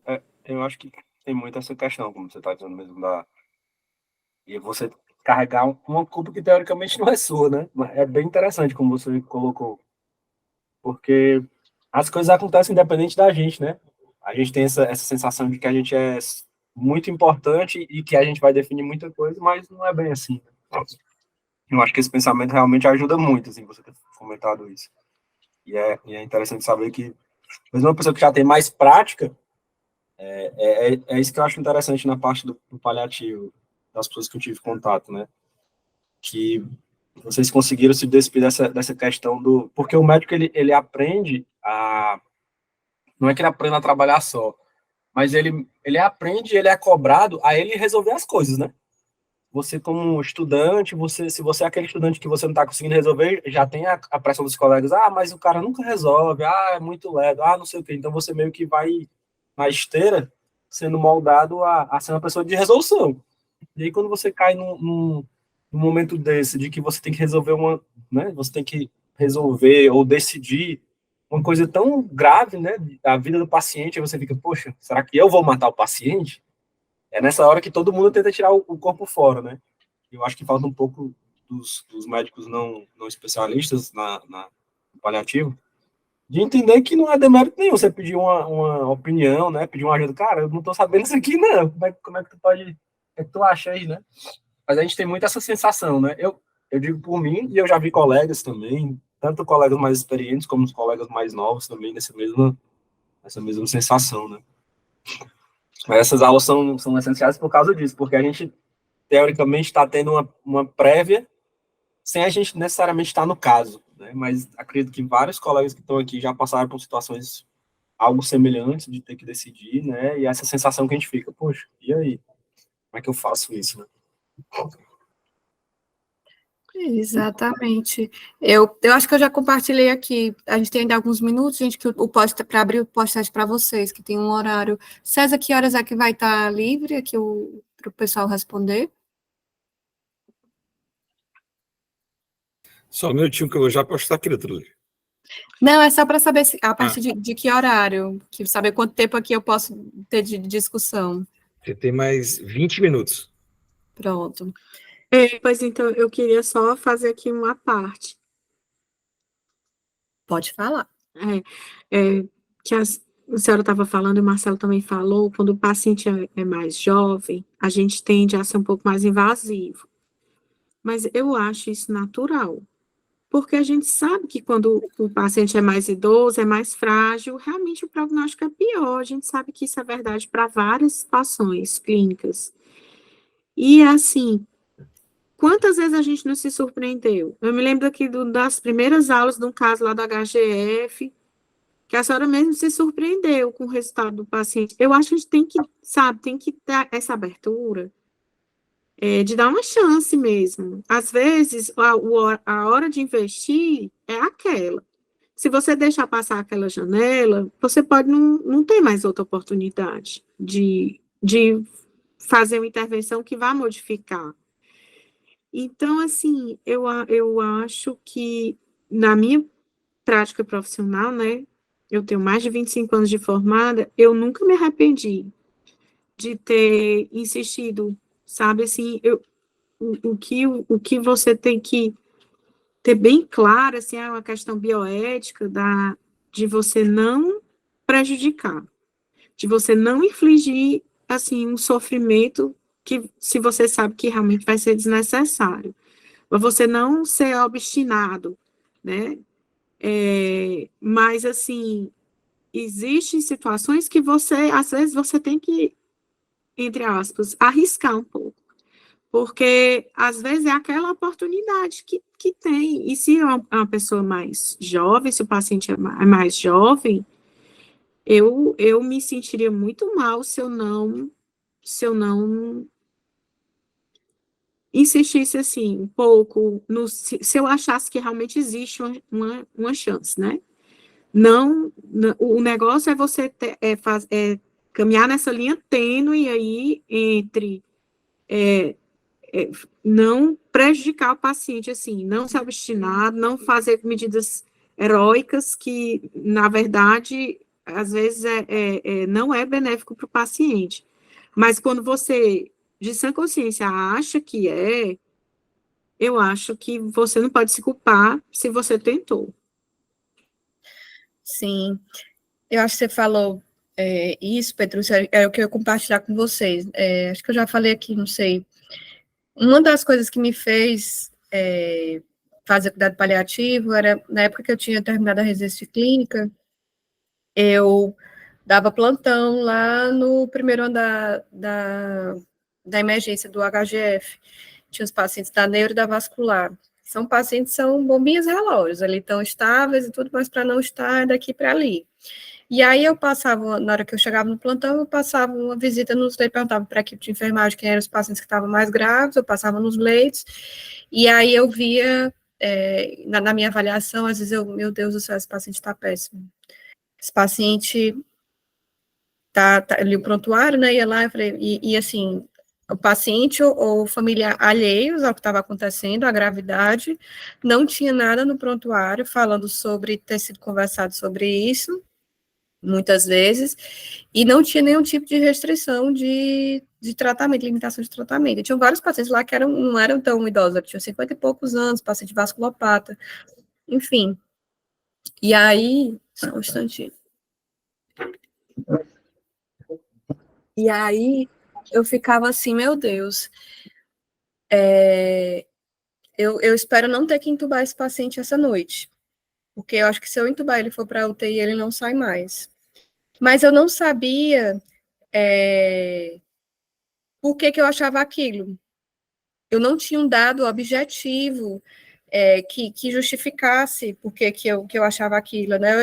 Enfim.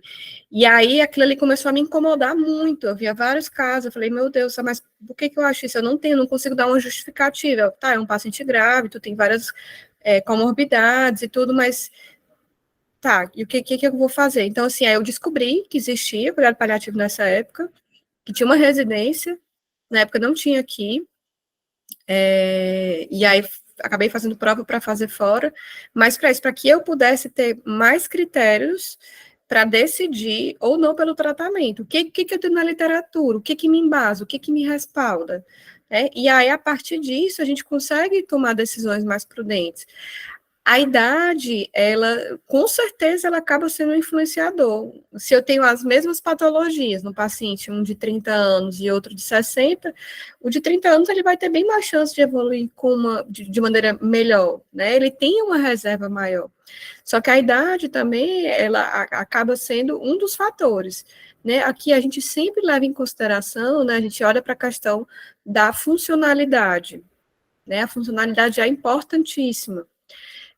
A gente olha para a questão do emagrecimento, né? Como é que esse paciente está perdendo peso? Ele tem caquexia, é outra coisa que a gente leva em consideração. E a outra que são aqueles marcadores ali que tem no SPIC, no GSF, que fala das internações frequentes, dos sintomas, se os sintomas são prevalentes, mesmo tendo todo o tratamento, enfim, tem outras coisas que a gente leva em consideração para fazer essa análise. Né, a idade é uma das coisas somente. E aí eu sempre lembrar também de qual é a patologia do paciente, né? Quando eu sei qual é a patologia, eu consigo saber mais ou menos o que esperar. Um paciente com Alzheimer vai ter um comportamento totalmente diferente do paciente com HIV, que vai ter um comportamento totalmente diferente de um paciente que tem uma doença renal crônica dialítica, um paciente com ela. Então, eu sabendo das peculiaridades de cada doença, né, como é que ela progride, eu consigo fazer um melhor planejamento.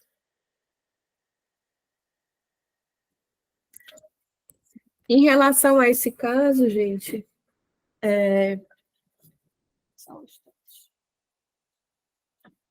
em relação a esse caso, o que vocês acharam em relação a essa questão da limitação de tratamento, né, de medidas invasivas inicialmente, e depois ele não ter mais limitação? Faz sentido para vocês?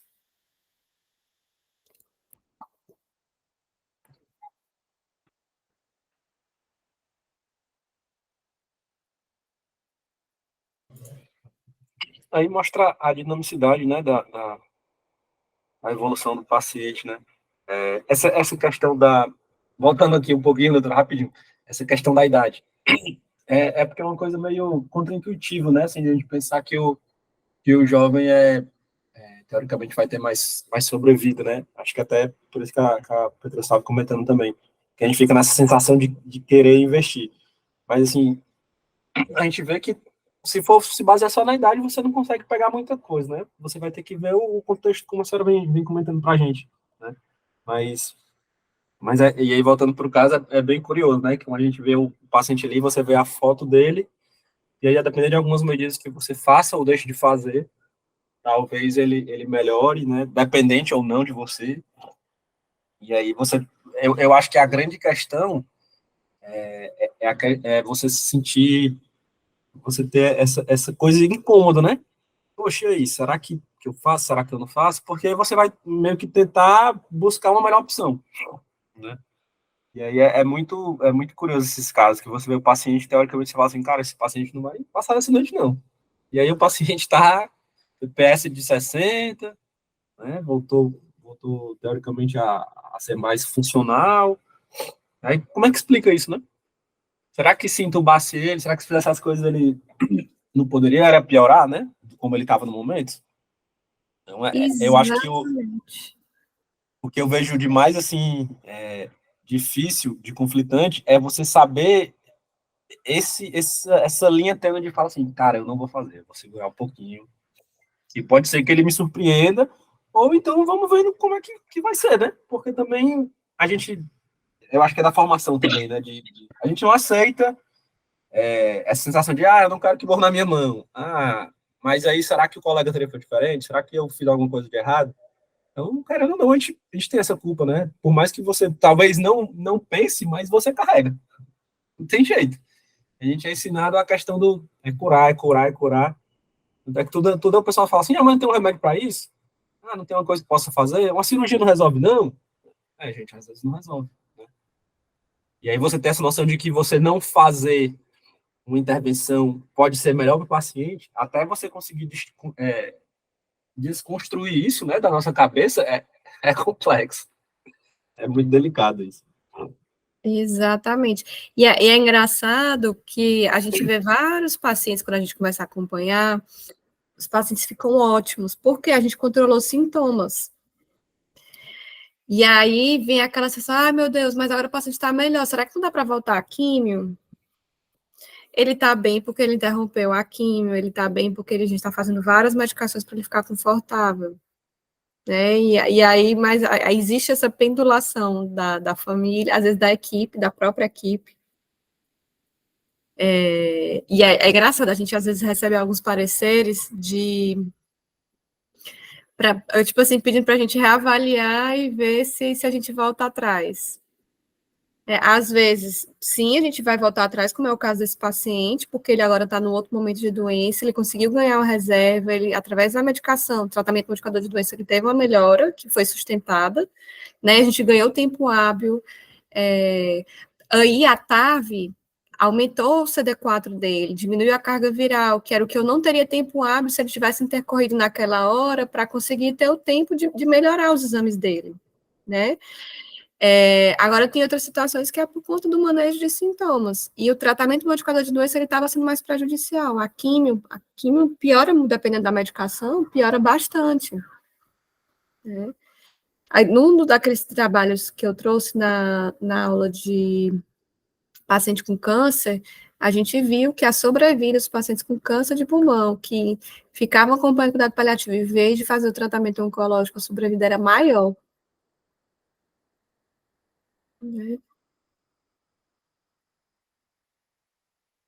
Gente, vocês conseguiram responder as sugestões e críticas para o ano que vem, para a gente ver o que dá para a gente melhorar nas aulas? Eu respondi. Se quiser comentar alguma coisa também, temos aí 7 minutos, até vocês poderem responder o pós-teste. Podem ficar à vontade, gente. Vocês acham que está funcionando bem desse jeito, com caso clínico, trazendo os artigos? Tem alguma outra sugestão de como é que poderia ficar melhor? Vocês acham que tem sido muita informação? Teve algumas aulas que teve muita informação, mas essa de hoje foi mais... Foi mais tranquilo. Doeu menos. É porque para a gente, eu acho que tudo isso é muito novo. Então, é muito difícil. Eu lembro, assim, o que eu acho que o André não está aqui hoje, mas meu colega regulador da Unimed Urgente. Sim.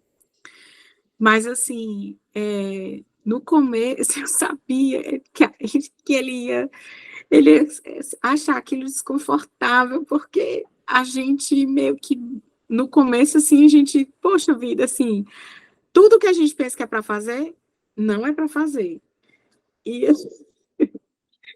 É uma mudança de paradigma.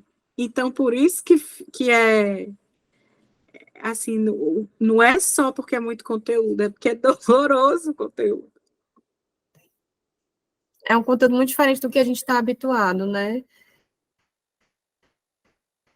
Tem algumas aulas, Petrúcia, até assim, falando, a aula de hoje, por exemplo, a gente não tem tanta coisa assim na literatura sobre o paciente com HIV e tuberculose. Por exemplo, nos livros que a gente tem de referência, o Oxford, por exemplo, não fala de tuberculose. A gente não tem. Nos livros brasileiros que a gente tem, o Manual de Residência e Cuidado Paliativo da USP, o manual,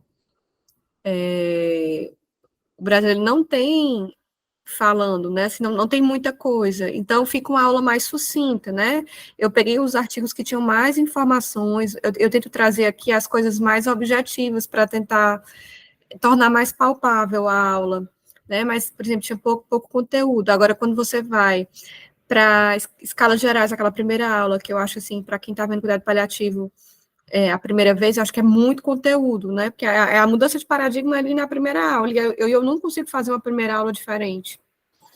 Eu tento trazer com o caso para organizar a cabeça, mas é difícil. Olha, eu passo tanto tempo preparando essas aulas, vocês não têm ideia.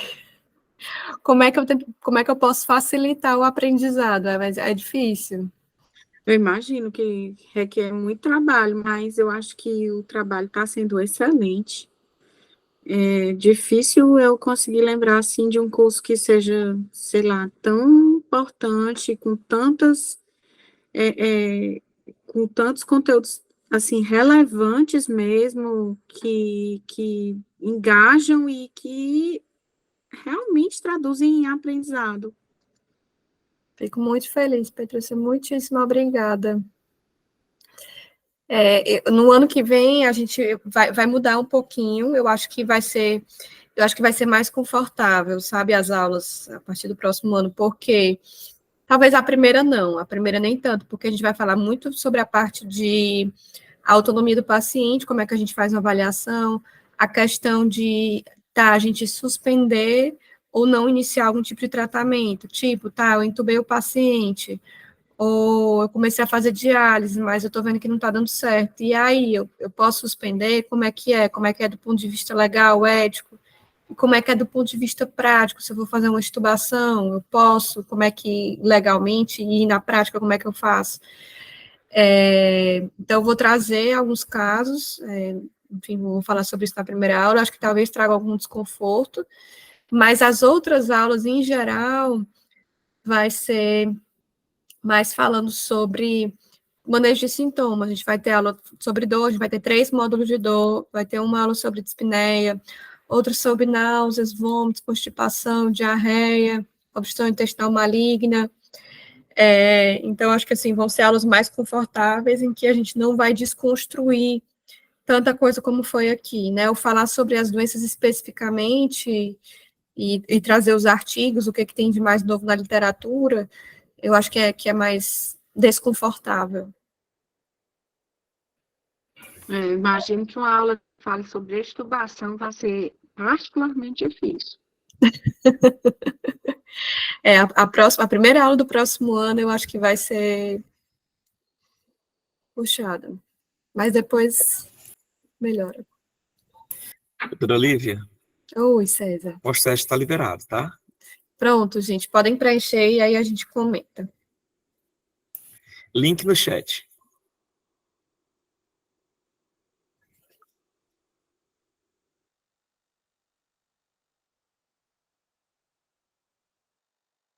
Doutor, mas sem querer puxar a sardinha para o seu lado, mas eu acredito que não tem como a primeira aula, né? Principalmente para quem não tem contato, muita gente não tem da formação, né? Parte de cuidados paliativos. Não tem como não ser um soco, assim, né? Porque é muita coisa. E aí são coisas que meio que a gente acaba relegando ali, né? Rapaz, a paciente tá assim, não, a gente vai vendo, vai vendo. Você vai empurrando muito com a barriga, né? Eu digo os conceitos, não o paciente, né? Pelo amor de Deus, os conceitos. Então, você fica com essa sensação de desconforto, né? Mas eu acredito que não tinha como não ser assim, não.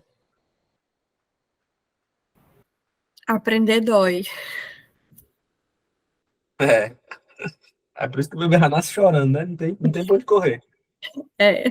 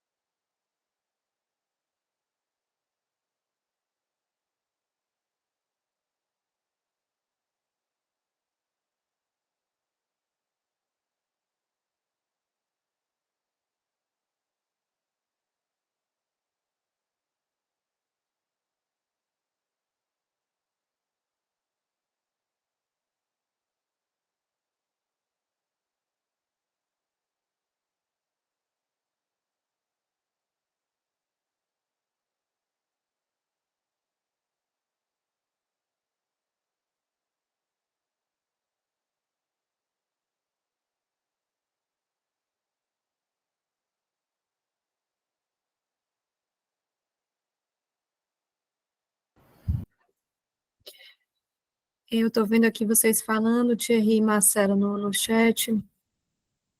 Tem um livro, foi um dos primeiros, eu li antes de entrar na residência de paliativa e que me trouxe muitas reflexões. A Morte é um Dia que Vale a Pena Viver, da Ana Cláudia Quintana Arantes. Vocês já leram, já ouviram falar?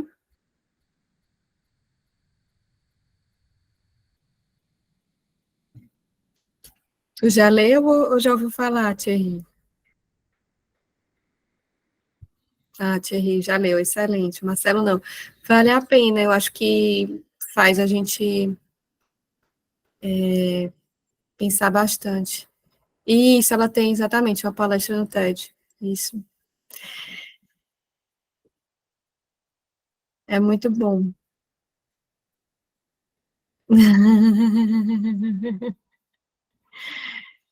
De jeito nenhum, Petrúcia, de jeito nenhum. Fique tranquila, viu? E gente, aí compartilhando também com vocês, né? Eu acho que toda vida que a gente traz essa questão da reflexão da morte, né? Acho que muda a nossa perspectiva. Para mim, junto com essa questão dos pacientes, né, que eu dava plantão lá depois que eu terminei a clínica, e de eu não saber, meu Deus, de onde, que eu faço, será que se eu entubar esse paciente sai? Eu não tinha um dado objetivo, um dado técnico, né, para embasar meu sentimento, minha sensação. Também tinha acontecido de a minha mãe falecer, e aí com as perdas, né, que a gente tem próximo, né, acho que isso mexe muito com a gente, a forma como a gente lida com a vida, como lida com a morte, e eu acho que não tem como a gente também não extrapolar isso para a nossa vida profissional, né, já que a gente lida com a vida, né.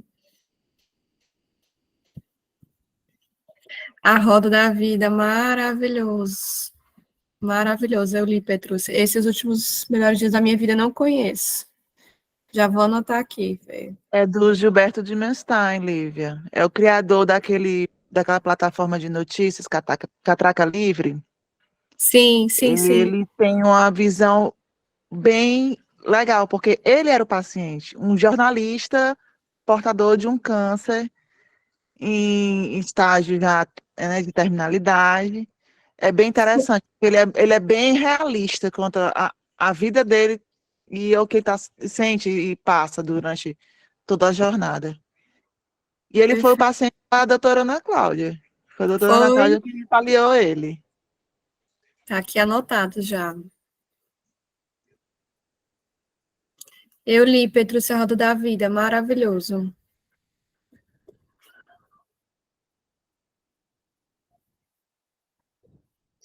Acho que todo mundo já terminou o pós-teste.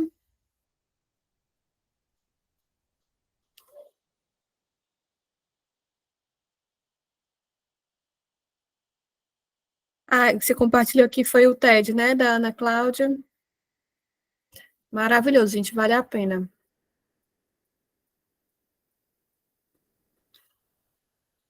Bom, gente, eu vou comentar aqui o pós-teste. Vamos lá.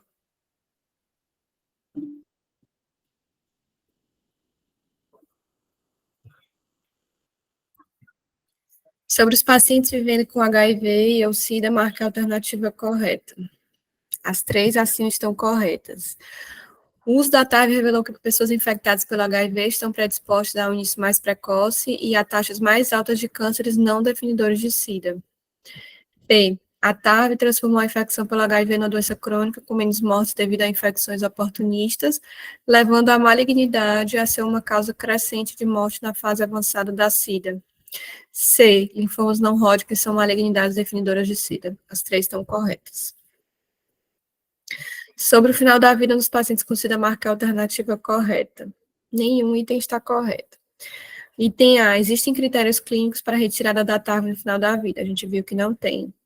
B, a suspensão das medicações para infecções oportunistas não deve ser realizada, já que isso poderia significar surgimento de novas infecções e, com isso, novos sintomas que poderiam deixar o paciente desconfortável. Aqui, gente, sim, isso poderia acontecer, né? Então, Mas eu marquei essa. Poderia.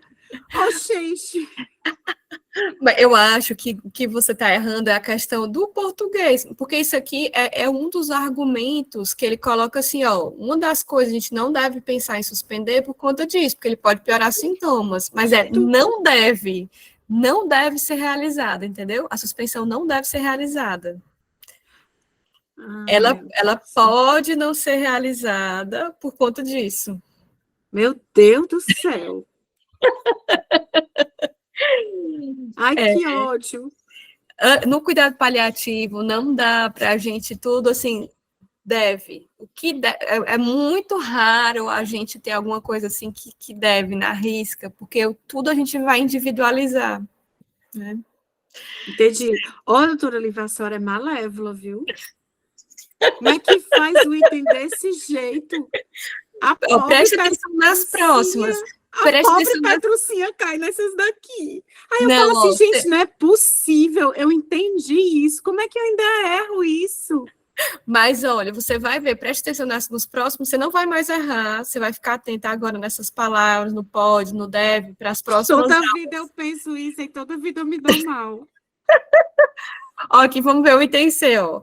A TAV deve ser suspensa pelo risco de toxicidade ou interações farmacológicas com medicação para controle de sintomas. A mesma coisa, ela pode ser suspensa, porque isso aqui era um dos motivos, não, as duas coisas são verdadeiras desde que fossem, podem. Pois é, ó, eu tinha marcado a C no pré-teste. Aí agora eu falei, não, isso aqui não vai mais me pegar. Aí eu marquei a B no pós-teste, errei do mesmo jeito. É o pode, foi só o pode. Paciente de 23 anos, procedente do interior do Ceará, foi diagnosticada há 2 meses com tuberculose. Ela vem de família bastante humilde, não se sabe exatamente por quê. Se dificuldade de compreensão, de como pegar as medicações e se falha na entrega pela rede pública. Ela ainda não iniciou o tratamento.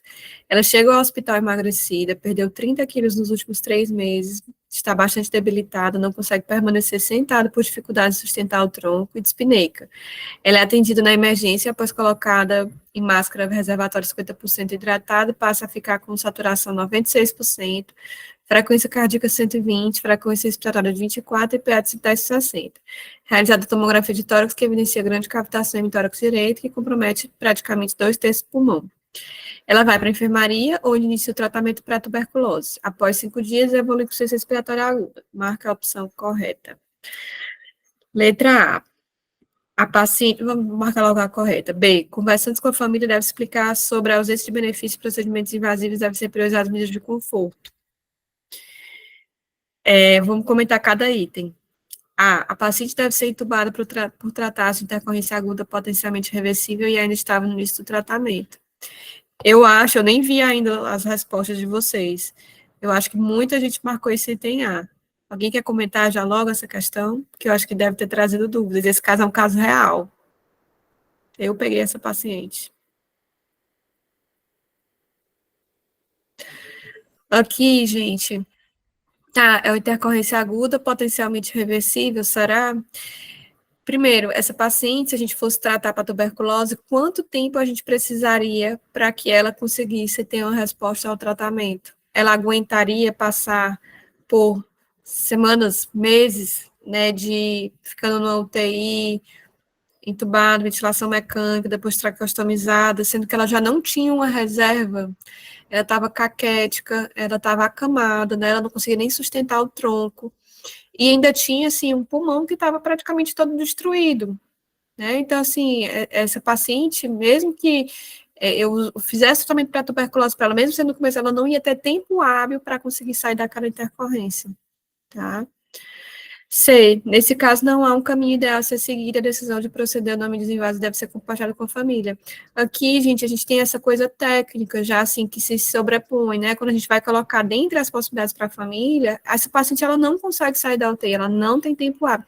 É diferente, por exemplo, se fosse essa mesma paciente com uma pneumonia. Quanto tempo o paciente com a pneumonia demora para responder? Né, quando você começa um antibiótico? Geralmente 72 horas. Então, assim, aí depois disso vem o curva de melhora. Não melhorou, você troca o antibiótico, então são mais alguns dias. Então, o paciente, ele tem tempo hábil para sair dessa condição. E aí é uma condição aguda, potencialmente reversível. Aqui a gente não vai conseguir reverter. É assim, é paciente jovem, 23 anos, que virgem de tratamento, né? Então, assim, você fica, meu Deus, é o que a gente acabou de discutir aqui, paciente jovem vai morrer ruim porque a gente tem a dificuldade de fazer essa limitação. Limitação de suporte deve ser considerada apenas em casos de TB multi-R e não nos casos em que não se teve ainda um tempo ótimo de tratamento com esquema inicial. Aqui, gente, pegadinha também, acho que talvez várias pessoas tenham marcado essa como verdadeira. Eu achei que essa dava certo.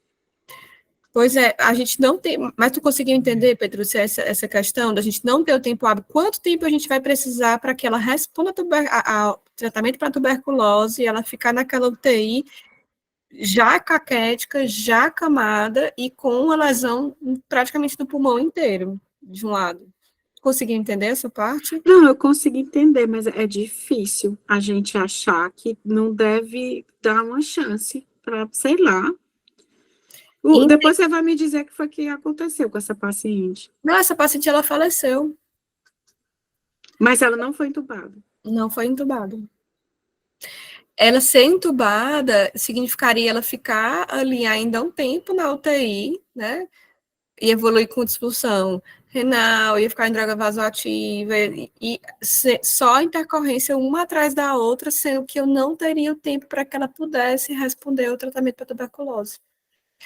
Esse foi um caso que a gente atendeu lá no São José, assim, dó no coração, que a menina, no dia que eu fiz o atendimento dela, ela estava acordada, né, lúcida, orientada, a gente discutiu esse caso em equipe, assim, angustiante, mas a gente não via essa perspectiva de tempo para que ela pudesse melhorar.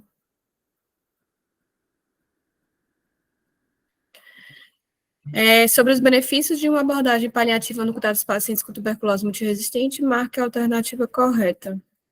Todos os itens estão corretos. Permite maior adesão medicamentosa, pode reduzir a mortalidade, protege a saúde pública e traz menores custos nos cuidados de saúde. Sobre os pacientes vivendo com HIV e ou SIDA, marque a alternativa correta. As 3 acima estão corretas.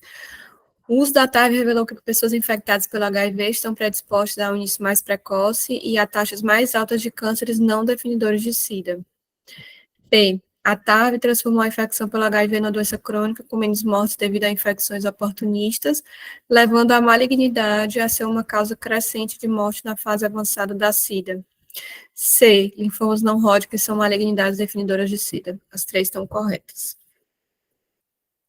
Sobre o final da vida nos pacientes com SIDA, marca a alternativa correta. Nenhum item está correto. Item A. Existem critérios clínicos para retirada da TAV no final da vida. A gente viu que não tem.